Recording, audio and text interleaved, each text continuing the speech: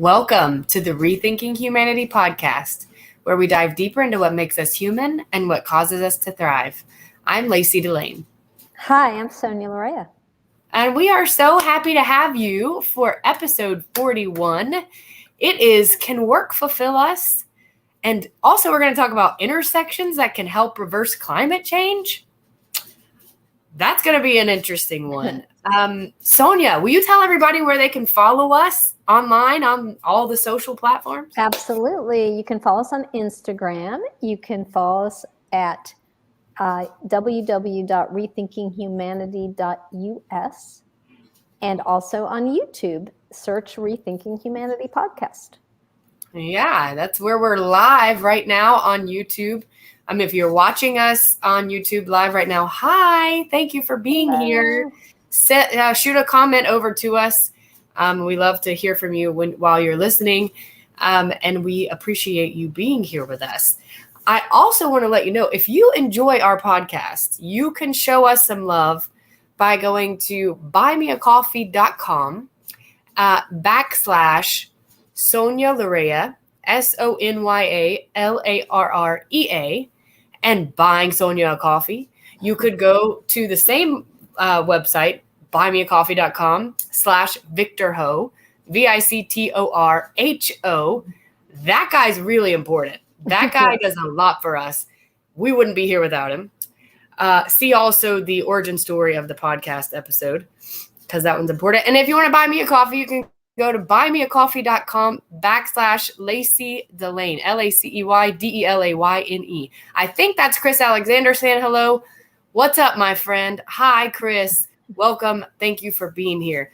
So, guys, please feel free to support us, support the show. If you love what we do, we super appreciate you. We want to hear from you.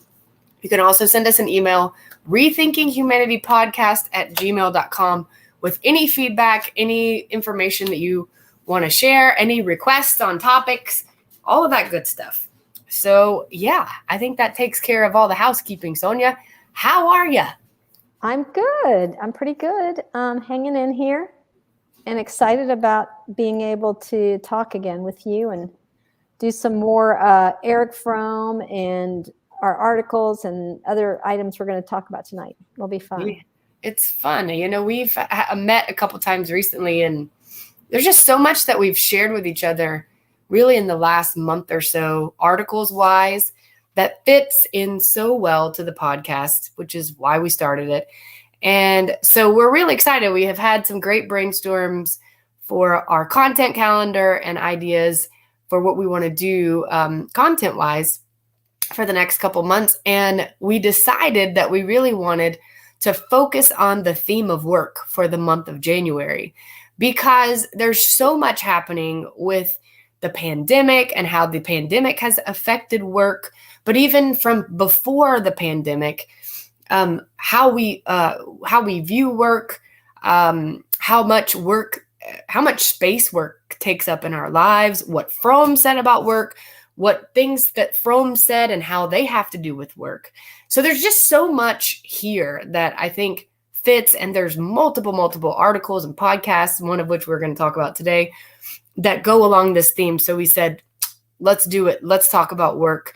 We don't really have a title, Sonya, yet for this series. We're working Correct. on that. We're still talking about it. I know today is does work fulfill us, but we've got a big umbrella with a lot of aspects of work that we're going to be discussing.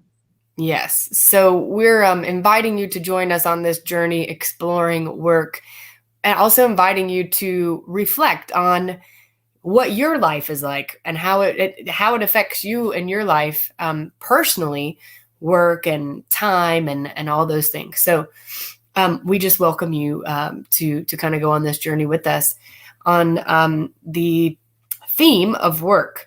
The other thing we wanted to mention today, before we get into how intersections can help us stop climate change, is a date today that's it's become an historical date, that if we didn't say anything about it, we would be not paying attention. We'd be remiss for sure, Sonya. Yes, today is January 6th, and it's the day, unfortunately, that a year ago there was an insurrection at the Capitol. something that before we actually got on the podcast, we were discussing among the three of us that I don't think any of us would have ever imagined that day would come. And it's really a scary thing because it speaks to how tenuous our democracy is. And I think it's important that we bring it up. And I'm hoping that moving forward, that our country comes together and that we don't repeat that pattern of people storming the Capitol. Yes, yes. It reminds me of a book that we both recently read called 10 Arguments for Deleting Your Social Media Accounts Right Now, which is probably one of the monthly themes we're going to do in the next 6 months or so. But this is by Jaron Lanier. Anyway, he talks about how social media has so strongly impacted the division that we all feel politically and the ability to really get information and to see our democracy flourish. And so I couldn't help but think of that in connection with what today commemorates. And Sonya, you recently read that book as well. Mm-hmm. So it's quite mind-boggling, that book. It is. I think that people don't realize, I really advocate reading it, of how easily influenced we can be by these algorithms that really we're not aware of how we're being manipulated. And at the end of the day, as Lacey said, it's caused a tremendous amount of division in our country. And sadly, it's cost people their lives. And it did a year ago today. Mm-hmm. And from what I'm hearing, and I'll be honest, I'm not the greatest at keeping up with all the latest news on this, but there certainly have been some people who've gone to prison who were part of leading this day last year and organizing. Is that right? Yeah. I mean, I think the takeaway is a lot of the individuals involved were very mainstream. We're not talking radical on the fringe, which I think there's that perception. And if you step back from that, you think, what about our humanity?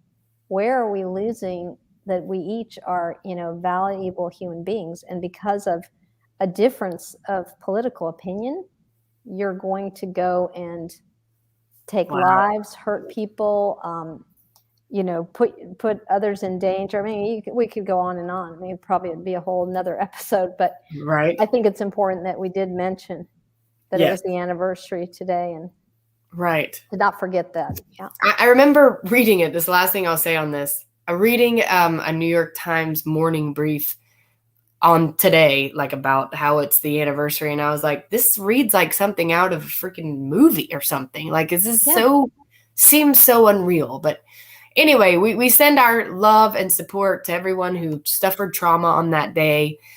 And we, are hoping to see our country go in a better direction than than the division and the democracy crumbling that we're seeing now. So we definitely, we wanted to mention it. So, well, before we get into can work fulfill us, I wanted to share an article that I found that I thought was just so interesting. And it is also from New York Times. We don't have one wonderful, only exclusive subscription to New York Times, but we do like a lot of what we read there. And this one is basically, it's about this town it would be a town, Carmel, Indiana. And it's the city or town with the most roundabouts in the U.S. It's a population of about 100,000, and it's located just north of Indianapolis. They have 140 roundabouts, and they have 12 more that they're planning to build. And it's just really interesting that somebody did an article about roundabouts. But anyway, before we get too much into it, Sonya, what are your initial thoughts after kind of reading the article? It was really cool. And I think I'm going to let you describe exactly what the roundabout is, but isn't it where you can, why don't you describe what that is, and then I'll tell you what I thought about it. So I think it would be great. I don't know if Victor, if you can pull up the first part of this article, because there's definitely pictures in there. But a roundabout is basically, it takes the place of an intersection, in that an intersection that is, one road going this way, one road going this way, and there having to be either a stop sign or a stoplight in the place. Yeah. What you do, instead of going straight through, you go around in a circle. Mm-hmm. And there's no need for traffic to stop in a roundabout because all you do is yield. So you may slow down and you may stop a little bit, but there's very comparatively to a red light intersection or a stop sign intersection, there's way less time spent stopped and much more time spent slowly going around the circle. And then you just exit at whichever road you need to go to. And you can just go right back. If you needed to make a U-turn, you just go right back to the same road you were on. Yeah. Yes. So that's helpful to describe. Yes. And I have been on a roundabout, I thought, for our listeners in case they weren't sure. But yeah, I will tell you that it's very ingenious. And it was really interesting to see how something as simple as that made such a big impact, both on, the car's not stopping, like you're saving on electricity, you're saving on the car, actually the fuel. There's less accidents. There's just multiple benefits of that. And I think it's a good model for other cities to look at. 100%. I mean, it's clear to me that the mayor of that town, Jim Brainerd or city, was very passionate about this because that's to me,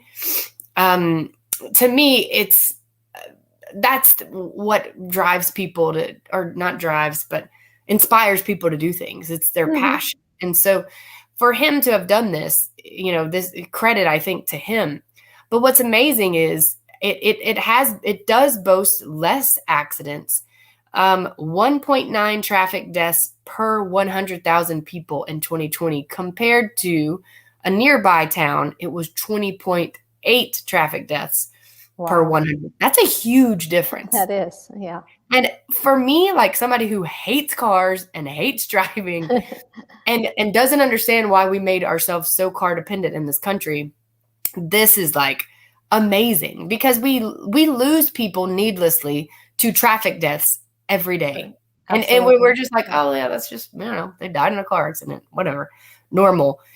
No, it's and also the accidents that do happen in roundabouts are way less severe. Sure. They're like a fender bender because your speed is lower.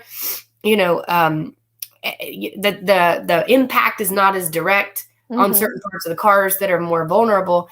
It's incredible. I mean, and the coolest part, and this is what we teased in the intro, is that it really does actually help with our impact for climate change because you are not sitting at a red light. Right. And when you sit at a red light, you're idling and you're burning more gas. And when you do this, they estimated that it saves about 20,000 gallons of fuel per year that town saves just from roundabouts. Imagine if you had all the towns with roundabouts. Yeah. I mean, imagine if we were rethinking humanity and we thought about how to do things that really would help us as a society, as humans. We would have roundabouts every fucking where. Come on. Exactly. You know what I mean? No, I hear you. No, it was real interesting, really unique. And we need more thoughts like that and more ideas. Yes. And more passionate people to implement them, The last part on this is, that I was going to mention now. I can't remember what it was. Oh, the city's vehicles that he has there are hybrid. He has solar panels that are taking care of like the power behind the water treatment and sewage plants. They've added bike paths. They've taken out traffic lanes and widened sidewalks. It's all in an effort to make things more walkable and to get people out of their cars to stop climate change. That's awesome. Yeah. Amazing. Just super, super awesome. So yeah. And that's what I was going to say is that the other thing about this is pretty cool, Sonya, is roundabouts don't go out of commission when there's some type of like a weather. Oh, right. Like if there's a hurricane or a storm or something. Yeah. Yeah. Because you don't need electricity. So like if the electricity's out, power's out, the stoplight's not working anymore.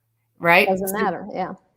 But not with a roundabout. And they're beautiful. Like you can put pretty cool art stuff in there. I mean, there's a lot of reasons you could put plants in the middle. Yeah, exactly. So anyway, roundabouts are cool. Roundabouts can save more lives, our save the planet. lives and the planet. Yes, exactly. So let's do more roundabouts, people. Yes.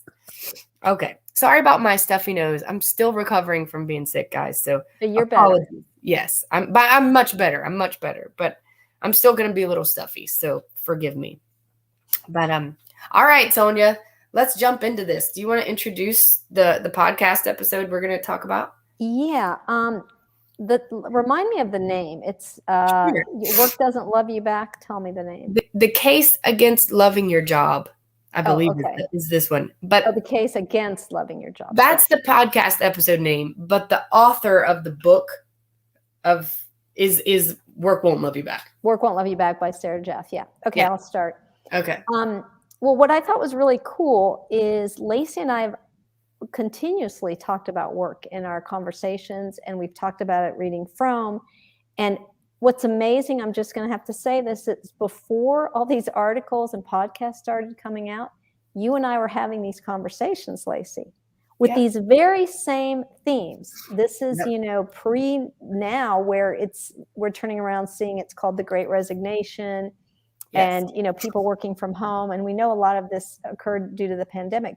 But all these like thoughts and ideas, and we were talking about them. That's what's so exciting to me is, listening to the podcast and reading other articles. Well, this podcast specifically has us thinking, okay, let's talk about what is work. One of the first points of the podcast that I think everyone can relate to is during the pandemic, we had what we called essential workers. And when we think of essential workers, they would be like restaurant people, service delivery, warehouse individuals, say at Amazon.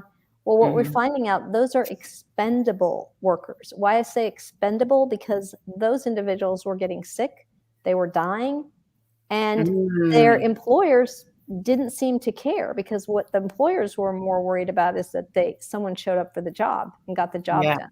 Right. So that's one of the first points that the podcast discusses, is how we, these quote unquote essential workers. Yeah. Yeah. Which, I think they dove in pretty deep into how, difficult it was for them and how burnt out they got at a certain point, but also that there was so many of them that died because of the pandemic. Sure. And I think, we're not looking at the human lives that were cost due to actually somebody getting their, pizza or, whatever it is you're ordering online, which is huge. This is what I love about this article. It actually goes even further and talks about how our world now, we're service oriented. We went from industrialization to really a service economy. And one of the points that is made, and I know Lacey and I have talked about this too, is how we live in this consumer society where we expect things quickly and cheaply. And to have that, people are having to do the work. People that we don't see. This is like invisible to us. Yes. And there are people who are, like in a warehouse, packing the boxes. There are people driving your boxes to you to get 24-hour delivery service. Right. And why is that? Because we are a capitalist society that needs to make a profit. And how do you make a profit? You keep pushing and pushing. You exploit your workers, you pay them less because you want to make a profit. That's the only way to make a profit. Yeah. So the hard question, and we might have even talked about this before, is can we change as a society to not have immediate gratification and have our goods like tomorrow? Yeah. I love that, because that's a real question. That's a real shit question. Like, we can sit here and say all day long, oh, yeah, that's true. We put people in harm's way to get next day delivery. Do we really need next day delivery? Maybe sometimes we do, but maybe many times we don't. And can we ask ourselves that question? But then coming to the place where we go, oh, I'm putting a human in harm's way to do that. Or I'm causing a human to have to work 18 hours a day or 15 hours a day or however many hours a day in not the greatest condition for low pay. Mm-hmm. Is it worth it? And that's a question that I think the convenience that we enjoy, that we're used to, the speed that we're used to in America, that's a tough thing for us to be able to let our hands loose of. And I think that is one of the first things that they bring up in this podcast. And I think it's such a really valid question because, I mean, again, I think it's like, if you're looking at the weigh scale, you got human beings over here and money basically over here, like greed and people needing to make money, capitalism needing to run, people wanting stuff, you know, and which one are we going to choose? And Fromm would say, like, the environment that we're in really advocates a lot towards which one we will choose. Sure. And when the environment that we're in is this winner take all capitalistic society, that's tough. That's a tough one. It's going to be tough for humans to come out on the, you know, higher end of the scale. Right.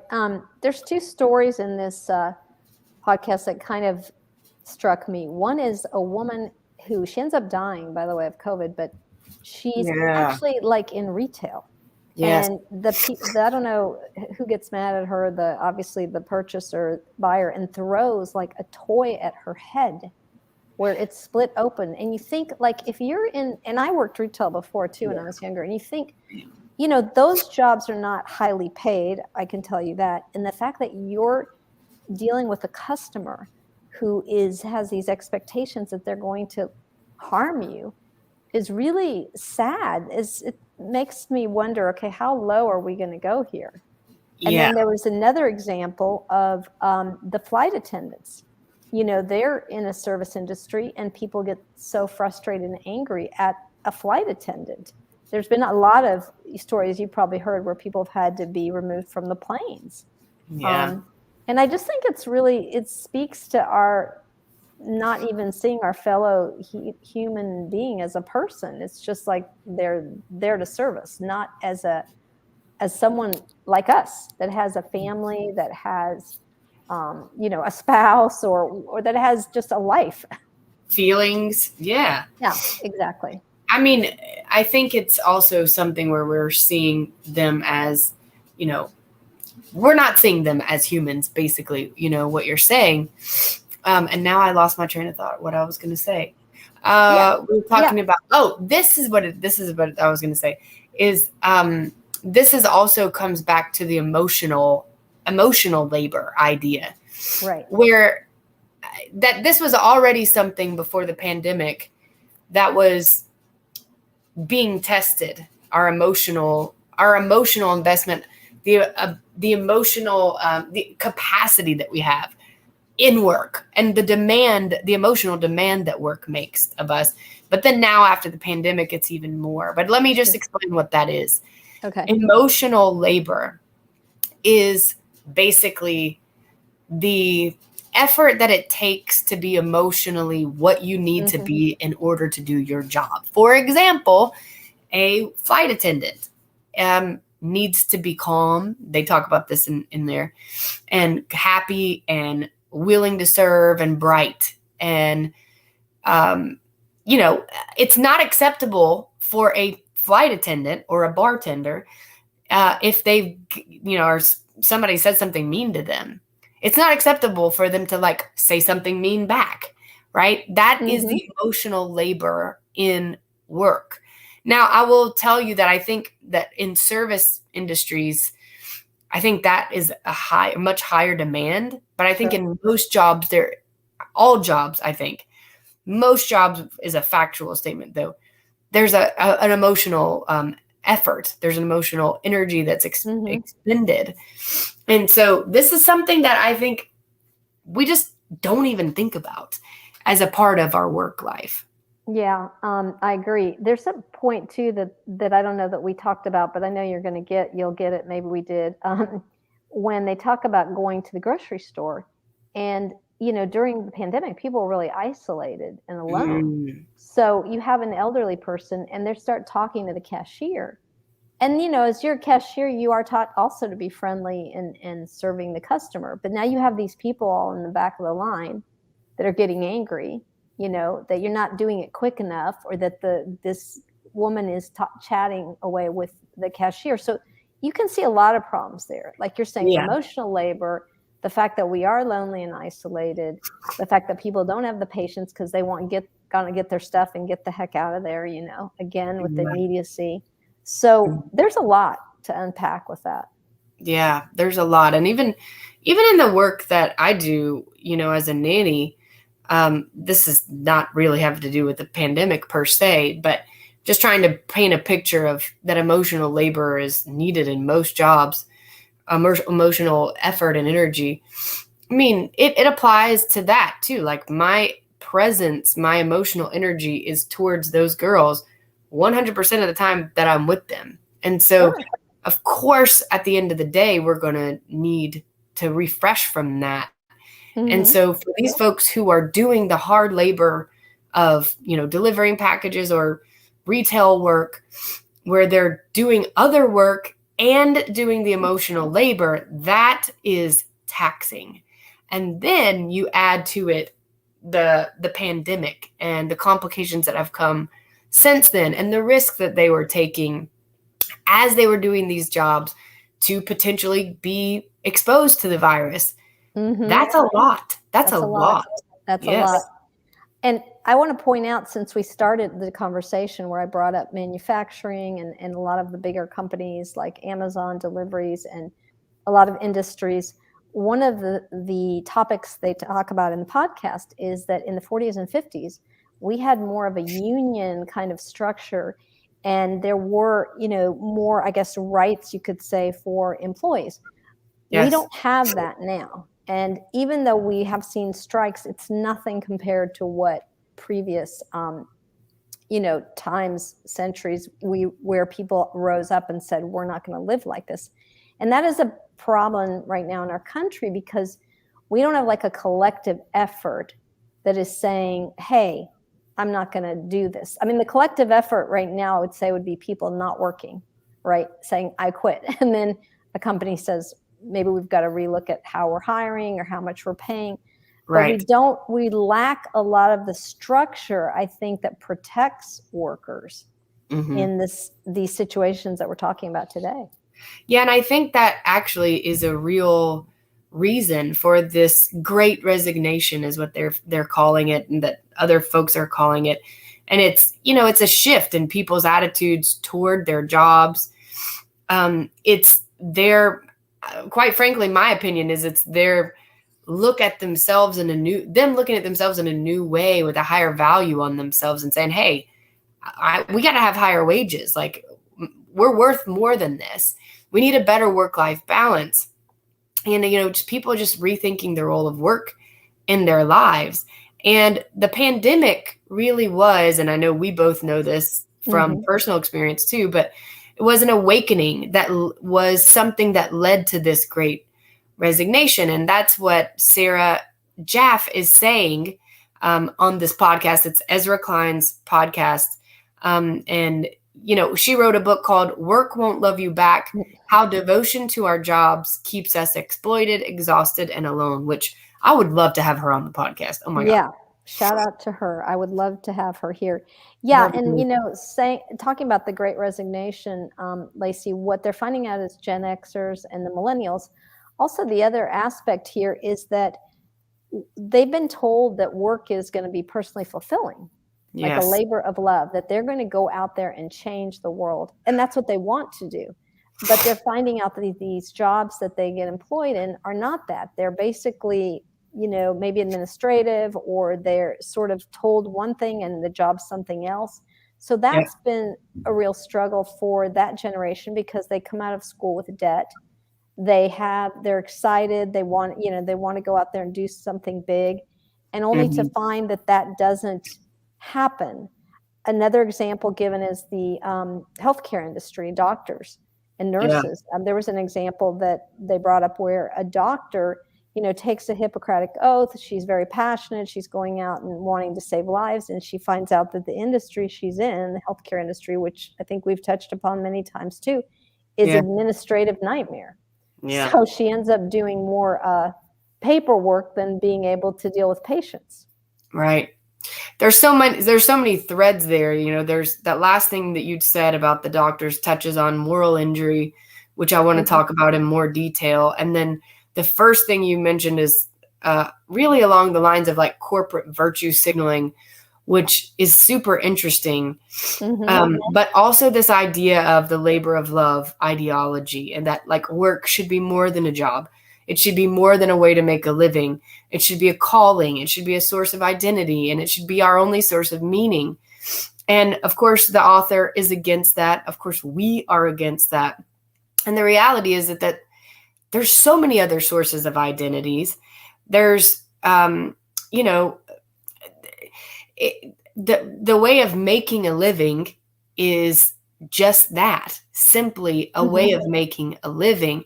And what we're all realizing, I think, right now is that this labor of love ideology really doesn't serve us, because what happens after years and years and years and years of the labor of love ideology is you're retired, and what do you have? What do you look around and what do you have? I know people who are, in their mid-30s and ignoring relationships because of work, because of career.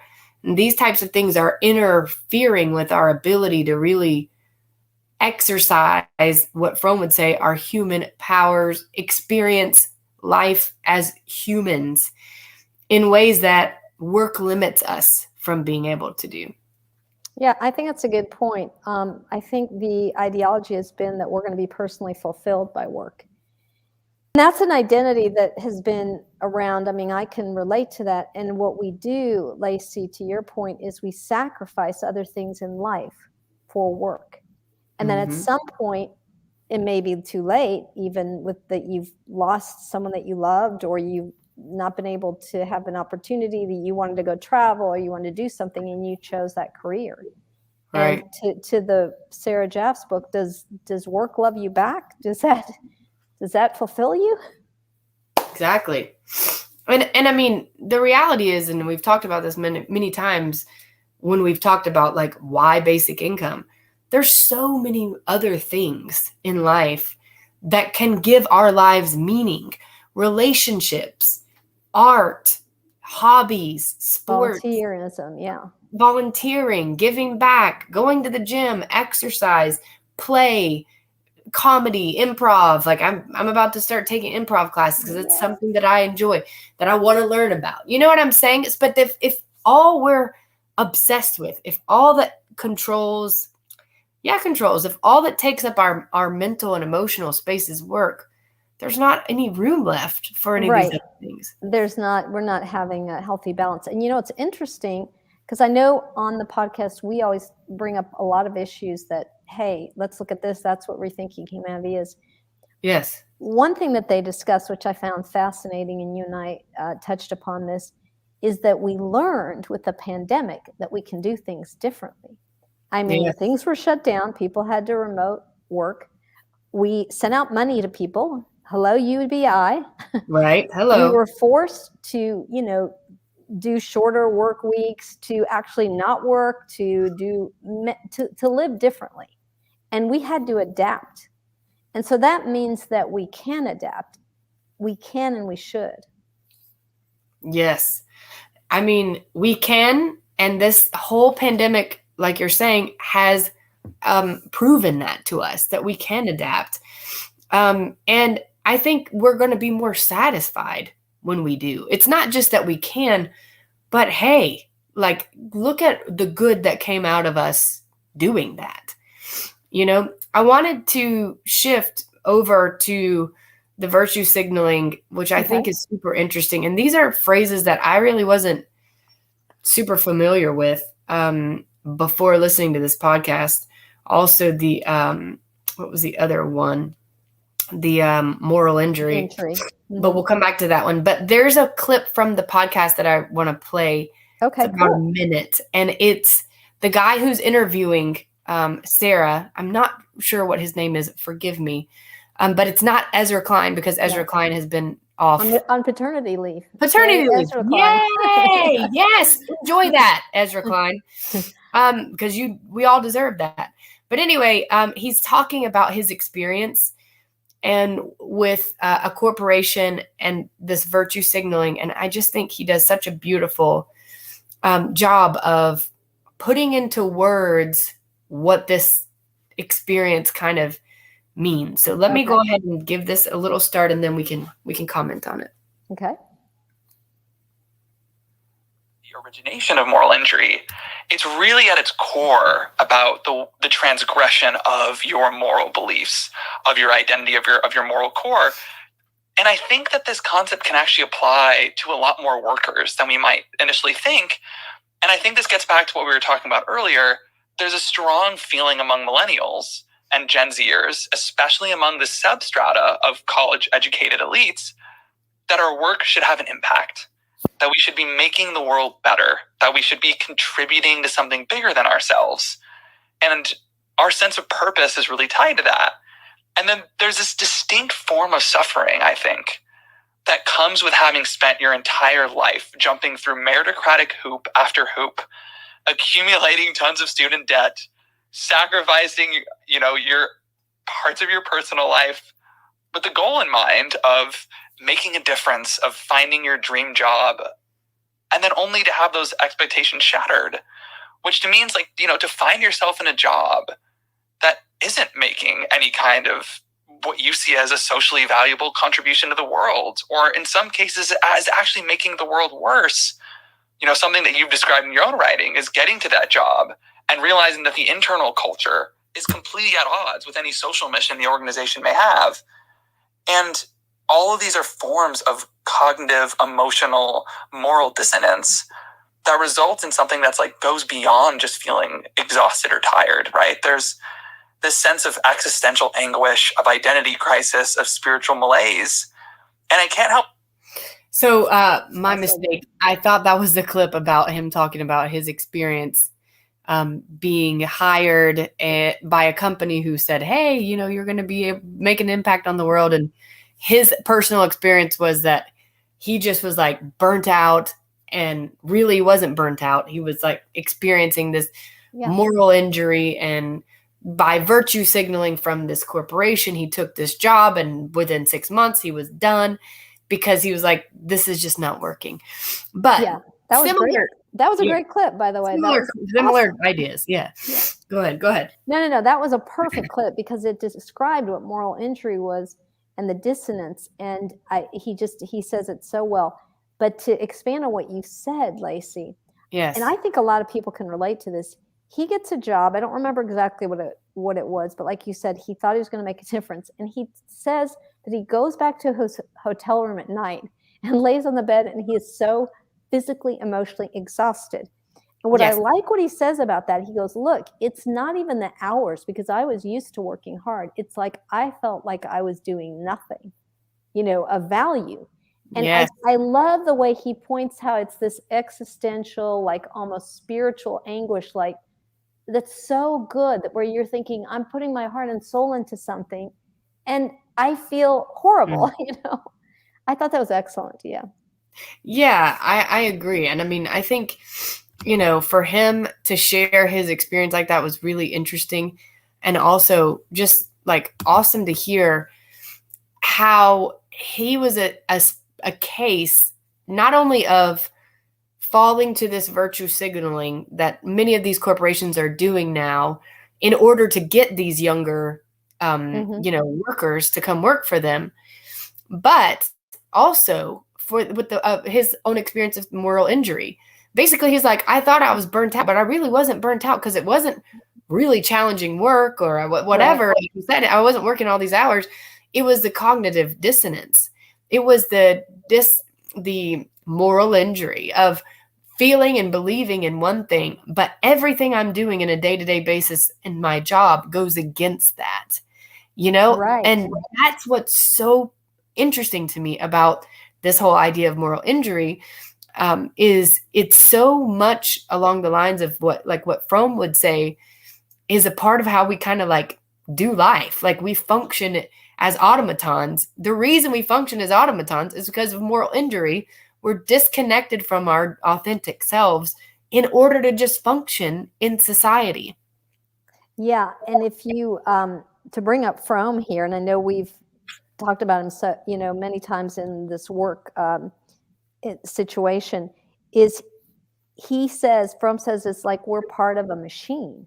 And this machine it's a means of just getting money. It's not in itself a meaningful human activity.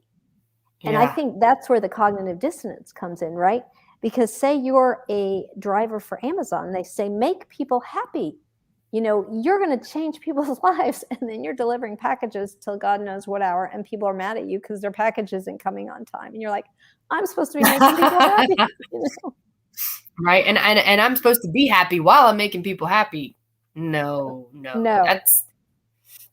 And so the virtue signaling, like you said, you hadn't heard that. And I don't think I'd heard the term, but to describe it is really you taking a job where the company or the industry is telling you that you're going to have this huge impact because you're going to do some remarkable thing, when really what you're doing is not that remarkable thing.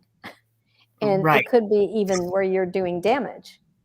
But they kind of hide that, so you're not even aware until you're in the industry what's going on. Right, kind of like his experience. It's actually not doing anything any good to help, but they put a nice name on it, so it sounds like you are. And I thought it was interesting how he was. I don't know if you remember this part, but he talked a lot about how corporations are changing their advertising strategies to cater to the Gen Zs, the millennials who are wanting there to be some good made in order to get them to kind of come work for them. So I thought that was very interesting. Another thing on the moral injury that I thought was great was Sarah. I'm going to quote her. We're talking about how the system basically can be so restrictive. And your example about doctors who really want to help, but they're limited by the system. Same with teachers. They really want to help. She gave an example of soap in the bathrooms in New York City public schools, that was not something that was there for the teachers and the kids. But then the pandemic came and they were like, okay, we're going to reopen schools. And they're like, we literally cannot open the schools again unless there's soaps in the bathrooms. And it's the dissonance that's there when your job as a teacher is to care for the kids, but yet there's not soap in the bathroom. And, so your literal health is at stake, but yet your job is to take care of kids. And so her quote, this is so good. She goes, there's only so much that I, as a single human, can do if I'm not being given the facilities I need, the products I need. It's actually that the conditions keep me from being as good at my job as I could be. Wow. Yeah, that's powerful. I forgot about that one, but yeah. There's example after that. And I mean, you can relate because you were also a teacher. Right. I mean, this is exactly why I'm not in that industry anymore, because, I know that there's only so much that Lacey can do individually within the system. And I think that this is quite interesting because I think this links to Fromm so well, because Fromm is the guy who says, look, the environment in which you're in affects the ability for you to thrive depending on kind of what that environment is like. The society, the family unit, what, fill in the blank. Mm-hmm. And so there's such a parallel there between what Fromm says and what she's saying and what they're saying here. Yeah, and I remember in our early episodes, we talked about Fromm saying how man becomes alienated from his work, because in our very beginning, we talked about how when you're part of a craftsman and you're making something, then you have the whole item. But if you're like on an assembly line and all you do is one thing where you're putting a screw in or you're just painting a part, there's that alienation. You don't feel as if you're part of anything, that you're making a difference there. Mm-hmm.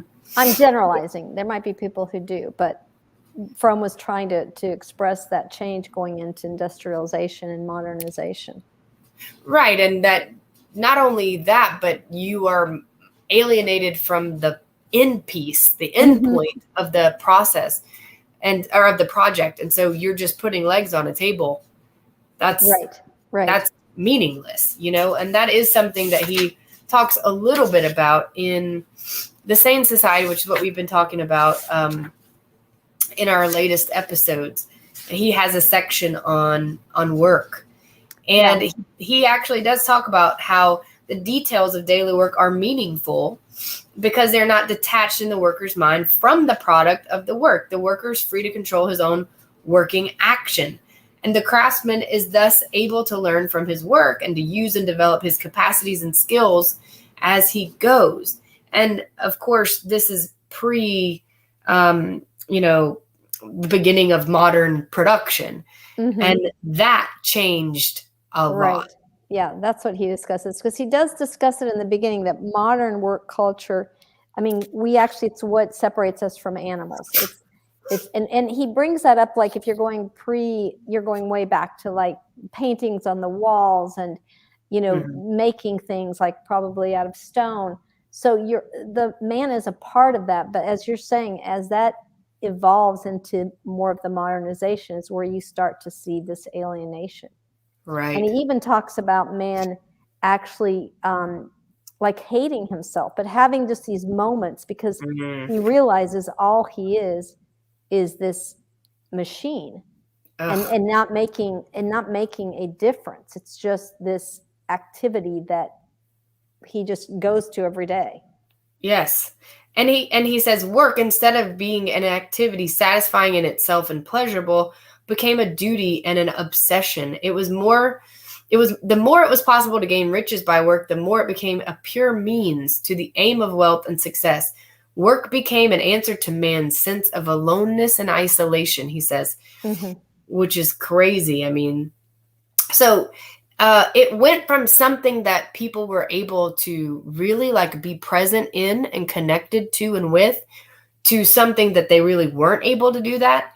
And that just became about the end, which was making money. And then that put them in a place, in us, all of us, in a place where we really can't enjoy what we're doing. We're really alienated from it. Right. And it's a modern day problem. I think it's kind of like a myth that that we're going to go out and love our jobs, right?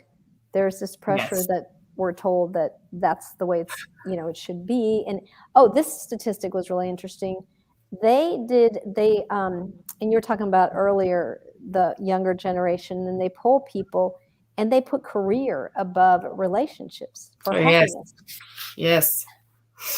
That's how much we have been conditioned to prioritize work. So if you're listening to this and you're like, what are you guys talking about? Work is like super important. Don't worry. You're not alone, because we've all been conditioned to feel that way, But I think the thing that we're hoping to present here is that there's a lot of reasons why work is really not the best choice for fulfillment for our lives. And it's really hard for it to fulfill us.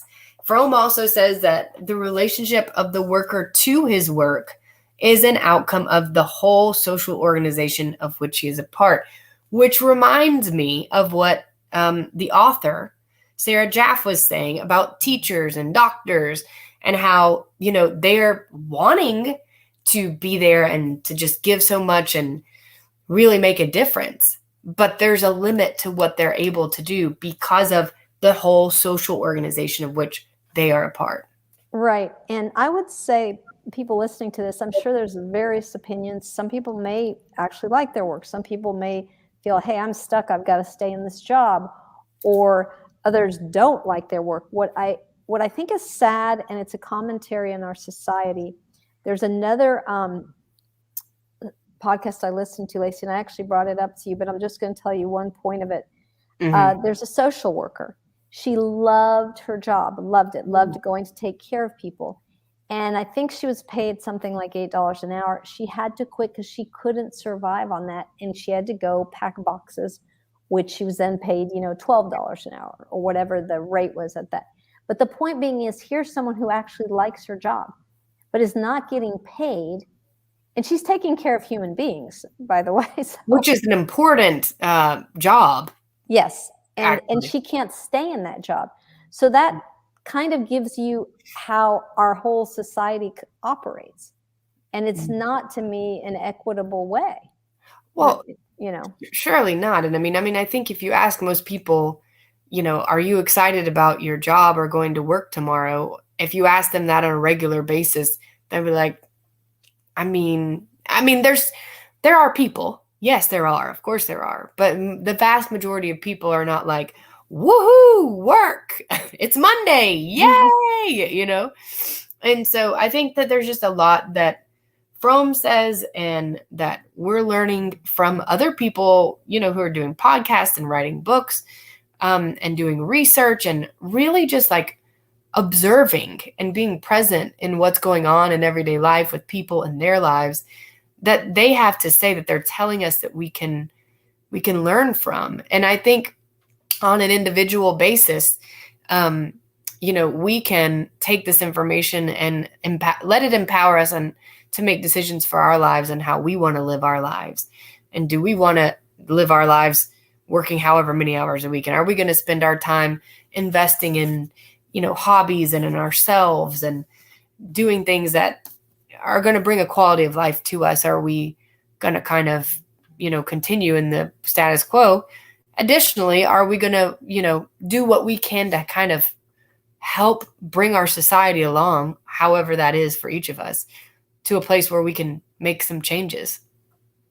Yeah, I think you said it best, Lacey. I'm excited about continuing the series and continuing the conversation and hearing from anyone out there who has thoughts on this.